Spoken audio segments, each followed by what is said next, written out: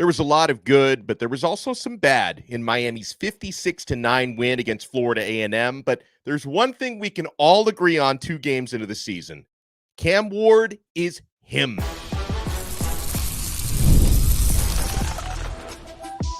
You are Locked On Canes, your daily podcast on the Miami Hurricanes, part of the Locked On Podcast Network, your team every day.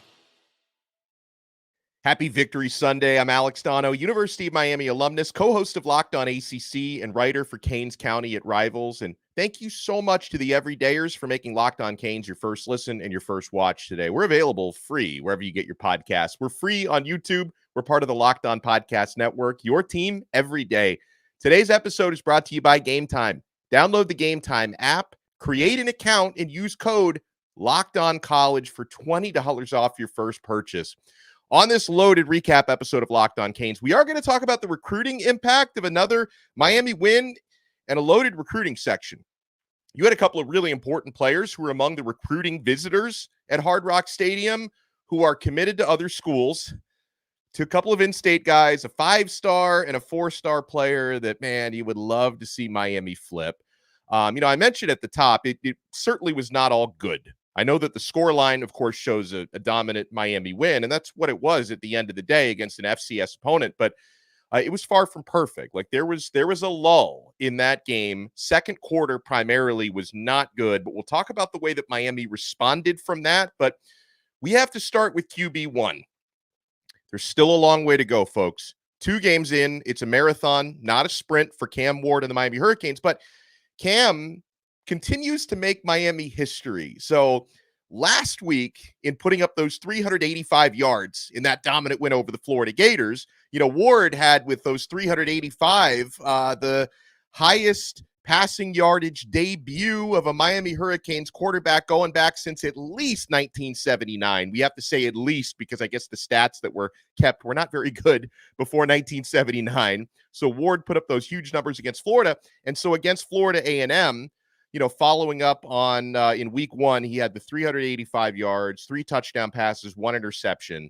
Against the Rattlers at Hard Rock Stadium in the home opener, Ward, who didn't play the entire game, but he completed 77% of his throws after completing 74% week 1, 304 passing yards, 3 touchdowns, no interceptions, and he also scored a Superman-style rushing touchdown that we're going to talk about. So now the new history that Cam Ward has made in a Miami Hurricanes uniform is he becomes the first Hurricanes quarterback, again, since at least 1979, because we're not so sure about the stats taken before then, who debuts as a Miami Hurricanes quarterback with 2 consecutive games of at least 300 yards passing and at least 3 touchdown passes. Cam Ward is absolutely balling in this Miami offense. And you start to look at the way the early Heisman Trophy betting odds are shaping up. Ward, he entered the weekend actually in a 3-way tie for the best Heisman odds. He was tied with Jackson Dart and I believe Dylan Gabriel coming into the week. Now, of course, when you beat Florida A&M, it's hard to really raise your stock. Now, someone who did raise their stock over the weekend was Quinn Ewers at Texas, because Texas just took a blowtorch to the Michigan Wolverines. If only Michigan had somebody stealing some signs still. They could have used that yesterday. So, Quinn Ewers, he raised his stock. He now has the best odds to win the Heisman. But Cam Ward is second right now in the live Heisman odds. Not that any of this really matters. I'm just letting you guys know this is how well Ward is playing. So Ward, according to FanDuel, the official sports book of Locked On, is now plus 750 in the Heisman Trophy odds. Quinn Ewers leads the pack at plus 500 right now. And, Ward last week was named Maxwell Award Player of the Week, O'Brien Trophy Player of the Week, ACC Offensive Player of the Week.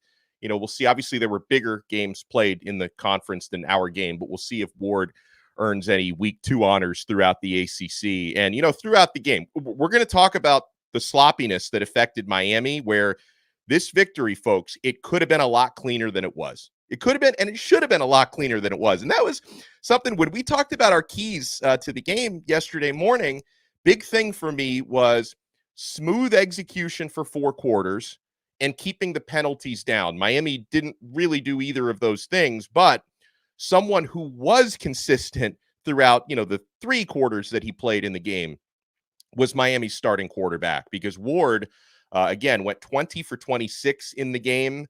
Could have completed a couple of more passes. Sam Brown had a deep ball that he really should have hauled in, but didn't. So Ward's numbers could have been even more impressive than they were. And Alex Mirabal said this after the game when he was talking with Don Bailey Jr. on postgame. The thing about Cam Ward, when he's going through his progressions and he's finding the open receiver, he does not discriminate. He spreads the football around. He finds the open guy, doesn't, I know as Miami fans, we've been there before where certain quarterbacks will lock down on one receiver for the entire play. Ward does not do that. He is calm and collected in the pocket and outside the pocket as well, because he's able to scramble. But Ward really did a nice job spreading the football around. And I love the way that, the way Miami started the game before the sloppiness set in. You had that opening interception by Wesley Basaint, which put Miami on that short field. I think they were 27, 28 yards out, and it only took 2 plays, including a 17-yard throw from Cam Ward to Elijah Arroyo. Great seeing the tight ends get involved. Just 2 plays, Miami instantly takes the 7-0 lead. Throughout Miami's inconsistencies in the game, Cam Ward was consistent as long as he was on the field. And, I love the connection that he's built with Xavier Restrepo. You talk about, making history. Cam Ward, over 300 yards and 3 touchdowns through the air in each of his first 2 games. First Miami quarterback to do that in at least almost, over 40 years, I should say. Xavier Restrepo has 2 consecutive 100-yard games to start the year. 104 yards and a touchdown in this one, had 112 receiving yards and a touchdown last week. And Restrepo, he's moved up now to 10th on Miami's all-time receiving yards list. He passed Allen Hurns last night to move into the top 10. And Restrepo ain't done yet, guys, because we have at least 10 more games this season. And, hopefully Miami has some form of postseason play this year. At the bare minimum, a bowl game. At the maximum, hopefully an ACC championship game. And if we are lucky enough, if the football gods grace us with a college football playoff appearance, that would be great as well. So I have a feeling Xavier Restrepo is going to keep moving up those Miami lists and hopefully moves up some national lists as well. But guys, we are so lucky to have Cam Ward on this team. And, we're going to talk a little bit more about some of the sloppiness. And I know Ward was a big part of picking the team up at halftime because Miami, we were all groaning at halftime, right? I mean, Miami was up 25-6 at halftime. The score was weird because Miami converted a 2-point after their first touchdown. So it made for a weird, if anyone had, 56 is not that weird of a score, but if anyone had 25 points at halftime on their squares or on their bingo card, congratulations. But even though Miami was up, 25-6 at halftime, we weren't feeling good about that half. The execution was poor, especially in that second quarter. A week ago, we praised the Hurricanes in the Swamp for being so disciplined. Only 2 penalties committed in the opener against Florida. Neither of those penalties were pre-snap, so they weren't affected by the noise last week. And then somehow, after just 2 penalties in 4 quarters a week ago, Miami was penalized 6 times in the first half against Florida A&M.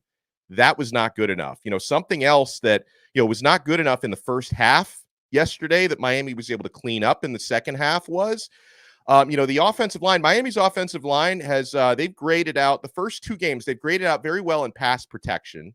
Very important. You want to keep your franchise quarterback off of his back as much as possible. But the run blocking has been lacking in a lot of ways. Now, I know that in the FAMU game, you did have 2 new starters on the left side.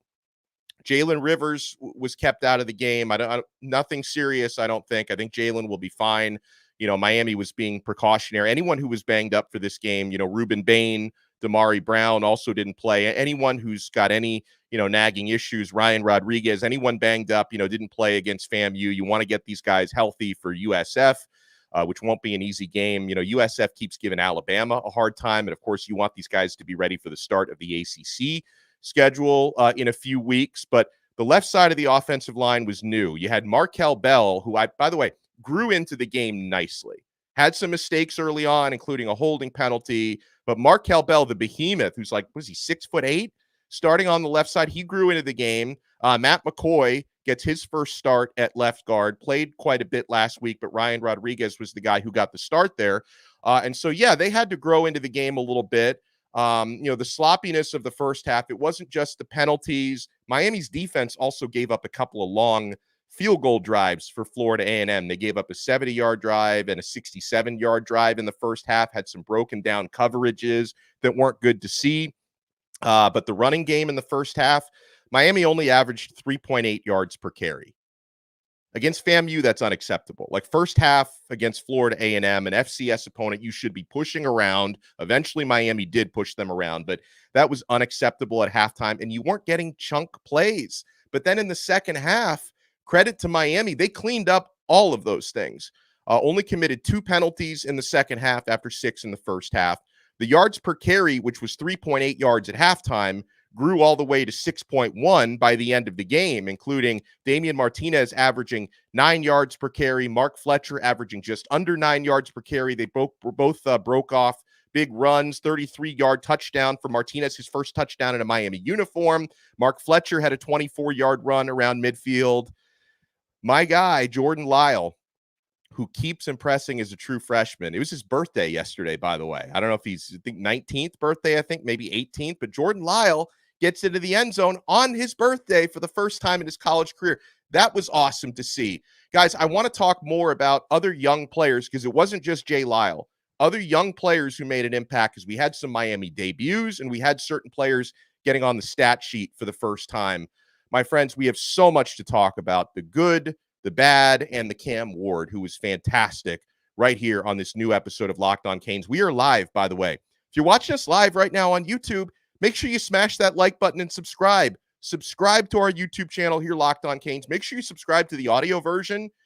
The audio version is great because you don't have to look at me, which I'm very handsome, I know. But you can just listen to the show, take us in the car, take us on a jog, Bluetooth, wherever you go. Make sure you subscribe on Apple Podcasts, Spotify, wherever you get your pods.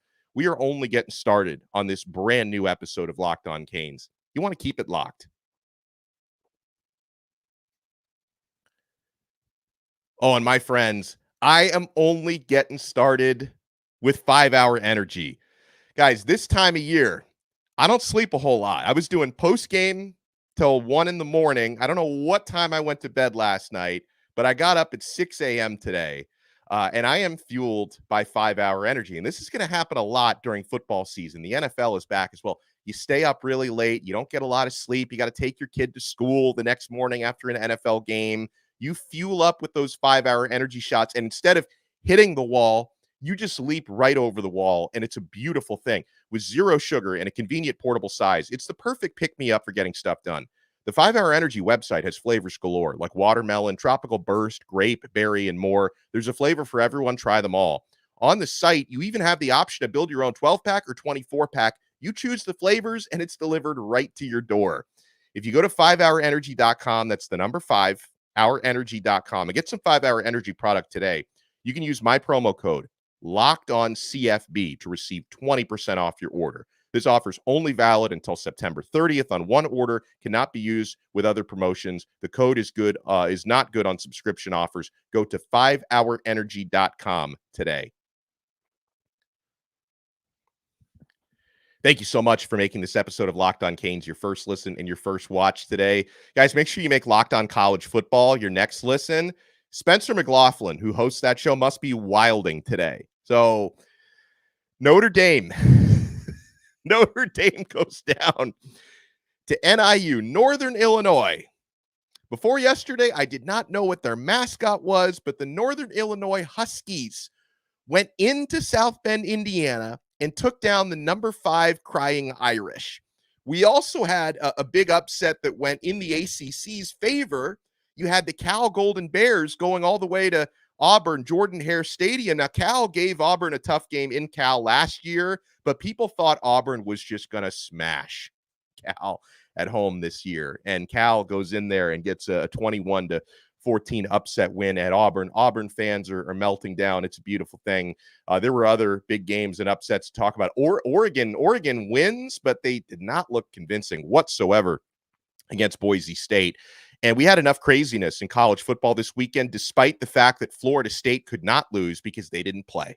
But they're going to be on upset alert, I think, again against Memphis next week. So listen, guys, I know, again, it's easy to take Florida A&M for granted because, Miami routinely beats that team. Although in 1979, Miami did lose to FAMU. We try not to talk about that too much, but in every meeting since, Miami usually beats the brakes off the Rattlers. But honestly, in today's college football, with some of the crazy upsets we've seen happening, you should not take any victory for granted. And I think the most important thing coming out of the 56-9 win, Miami over Florida A&M was, well, two of the most important things. Number one, by far, was, as far as I know, every Miami player got out of that game healthy, which is huge, right? You don't want to suffer any injuries in a dominant win. And then number two, I loved how many different players Miami was able to get on the field yesterday. Because, guys, I know that sometimes you think, hey, are we really going to need all the true freshmen to step up this year? Are we really going to need to get down to the third and sometimes fourth stringers on the depth chart? Maybe, okay? Sometimes late in the season, you're going to need to go sometimes 2, 3, 4 deep into your depth chart to get, starters late in games. And so to get these guys, especially some of the true freshmen, to get these guys experience was so important. Something that I really loved, a couple of firsts for two of Miami's freshman defensive standouts, true freshmen. Cameron Bobby Pruitt, linebacker. We were talking about him all throughout spring football and fall camp, really stepped up, showed the maturity of, a sophomore or a junior throughout camp. Bobby Pruitt gets his first interception. So did Adarius Hayes, by the way. He got a late interception in the game, another freshman linebacker. And Justin Scott, who is, going to be, I think, the next great dominant defensive tackle at Miami, true freshman, 5-star standout out of St. Ignatius in Chicago. Miami's done pretty well getting defensive tackles out of Chicago in the past, if anyone remembers Russell, Maryland. But Justin Scott gets his first collegiate sack, first Miami sack in the game yesterday. OJ Frederic gets another start in the defensive backfield for Miami and played well. I don't think he was responsible for any of the second quarter defensive back breakdowns. You guys can correct me if I'm wrong on that, but I don't think that he played very well in the game, OJ, as he played very well in the opening game against Florida as well. He started now 2 straight games. His former high school teammate, Jordan Lyle, I mentioned Jay Lyle, scored his first Miami touchdown on his birthday, the running back. We got to see my guy, he's not a true freshman, but my guy, Chris Johnson, catches a touchdown pass in the game from Cam Ward. That was great to see. And you can't teach CJ's speed. Like he's the fastest player on the team. We saw him, lining up wide and lining up in the slot a few times in the game. Get that dude involved creatively as much as possible. And also, folks, I got to add this. And again, I know it was FAMU, but, we also had the Florida game on tape as well in the opener. I'm really loving the way that Shannon Dawson is calling these games, Miami's offensive coordinator. And I think you go back to last year, I thought a lot of the criticism that people had for Shannon Dawson maybe had more to do with the personnel and the quarterback than it actually did with the guy calling plays. Because when you have the luxury of a quarterback who is reliable and can do a little bit of everything or a lot of everything in Ward's case, it makes the job of an offensive coordinator so much easier, especially when you have running backs like the ones Miami has. And honestly, in the running game, I know Miami did break off some chunk plays in the second half. I still feel like there is so much meat on the bone with the running game that the blocking combined with Miami's talents has not really hit their stride yet. Damian Martinez is a very patient runner, almost maybe too patient sometimes. You just want him to get in there and just do that battering ram, and be a little bit quicker off of the first step. But honestly, I'm very nitpicky because Martinez has been very good. Mark Fletcher has looked very good so far this season. And also, speaking of rushing touchdowns, I'm sure you guys caught the one that Cam Ward scored yesterday from 8 yards out. I mean, that, like, right there, you saw, first of all, Ward's decision-making to decide to tuck that, run it, and go for the touchdown. You saw Ward's athleticism, because not everybody can do what he did to leap over a defender and extend the ball, good angle over the pylon. So it showed decision making, it showed his athleticism, and it also, I think, showed Ward's sheer competitiveness, because you could tell on that play nothing was going to keep that man out of the end zone. Nothing was going to keep that dude from scoring that touchdown. Oh man. Wow. Is this for real? I'm looking over at the live chat on the YouTube channel. Willie T says, random stat, Jake Garcia has 4 touchdowns and 7 interceptions so far. Former Miami starter Jake Garcia. And I know, Tyler Van Dyke is doing his thing in Wisconsin right now. I'm happy Cam Ward is here. I am very happy Cam Ward is a Miami Hurricane. And so far, not only has he put up nearly 700 passing yards so far this season, 6 touchdowns to 1 interception. You like Ward's efficiency to start the year, and he's over 75% completions so far on the year. So Miami is in a very good place right now at the quarterback position. So I'm looking through. Oh, and also talking about true freshmen getting playing time. We got Chance Robinson didn't have a catch yesterday, but he was on the field, I think, for 15 snaps. We did have both Josiah Trader, and Nye Carr record their first receptions on the year. Nye Carr had 1 catch for 8 yards. Josiah Trader had 1 catch for 4 yards. And by the way, seeing JoJo Trader on the field is a reminder to some of like the weird, the teenage girl style Miami fans we have out there who try to spread these rumors. Like there was this rumor that was going around before the season started that like JoJo had a significant injury. Obviously that wasn't true, because the guy's out there getting his first Miami playing time. So can we cool it on the rumor mill, please? Like if you start, and even like before the season started, there was somebody tried to start a rumor that, that there was something wrong with Ward, which, obviously not the case. So guys, like, please, like, cool it with the rumor mill. Good point by Daniel Cardwell in the live chat. Not a freshman, but Isaiah Horton. Isaiah Horton had another big game for the University of Miami. He has been great so far this season. Had 4 catches, I believe, for 67 yards in the game after having 4 catches for 70 last week. I'm pulling up the full stat sheet now so I can check it. Oh, I accidentally pulled up the Miami volleyball stats. By the way, shout out to the volleyball team. They upset top-ranked Texas yesterday. That was fantastic. And a lot of people in the Miami press box were also following the volleyball match live while we were watching the football game, which was really cool. All right, so let me go through the receiving stats here for the Hurricanes. And so, okay, you talk about spreading the football around. Miami had 8 different rushers in the game, including all 6 scholarship running backs. We also saw Chris Wheatley-Humphrey get on the field and get a carry. All 6 scholarship running backs had at least 1 carry in the game, and both quarterbacks, Cam Ward and then Reese Poffenbarger, who finished the game. Miami had 12 different receivers catch passes. I think 8 of those were from Ward and an additional 4 from Reese Poffenbarger. And on defense, you had at least 27 different defenders record 1 tackle or more. And you had 28 defenders put up at least 1 stat, including, I think, Marquise Lightfoot, who got to play. He put up a quarterback hurry, didn't have a tackle in the game, but he affected the game. I mentioned Justin Scott with a sack. I mentioned the 2 freshman linebackers with interceptions. The defensive MVP of this game, though, clearly the offensive MVP is Cam Ward. Defensive MVP of this game and of the season so far, Tyler freaking Barron. That dude is a monster. Tyler Barron, just for perspective. So last season, Miami's co-leaders in sacks were Kiko Maui-Noa and Ruben Bain. Ruben Bain, by the way, who we've barely seen so far this season. He's going to be okay very soon. We might see him next week, might see him the week after. But Kiko Maui-Noa and Ruben Bain were co-leaders on Miami with 7.5 sacks last year. In 2 games, Tyler Barron already has 4.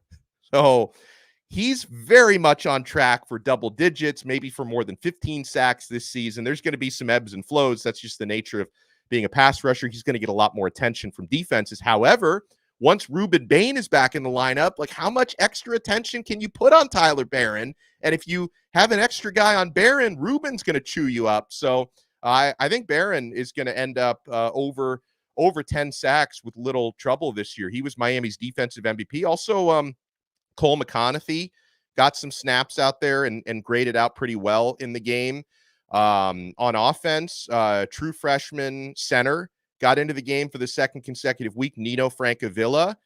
Shout out to the Francavilla family. I was able, lovely people, Nino's parents, and then either his sister or his girlfriend.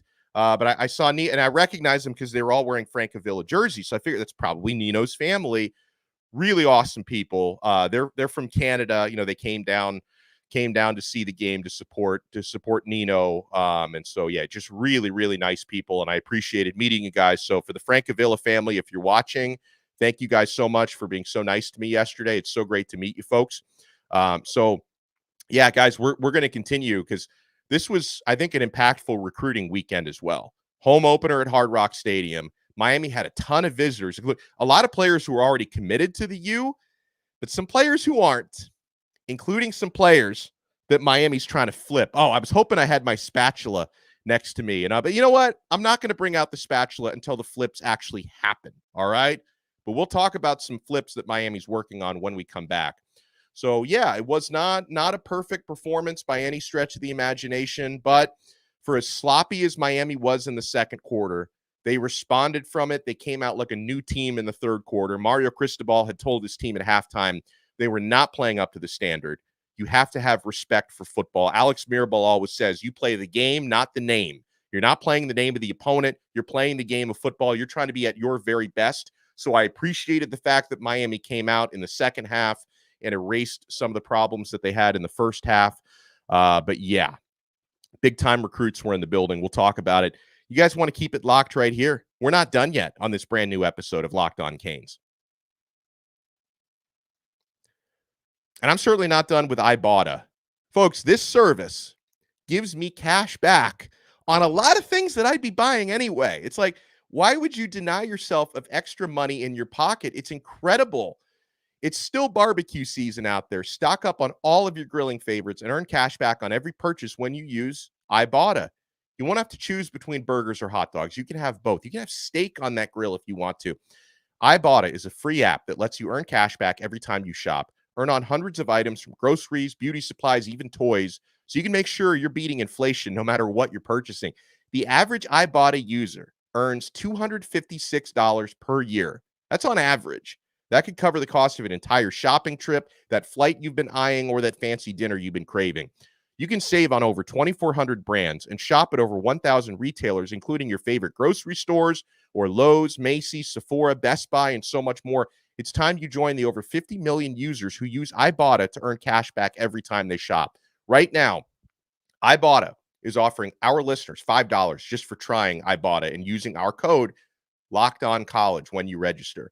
Just go to the App Store or Google Play Store, download the free Ibotta app, and start earning cash back and use code LOCKEDONCollege, all one word. That's IBOTTA in the Google Play or App Store, and use code LOCKEDONCollege. You'll be glad you did.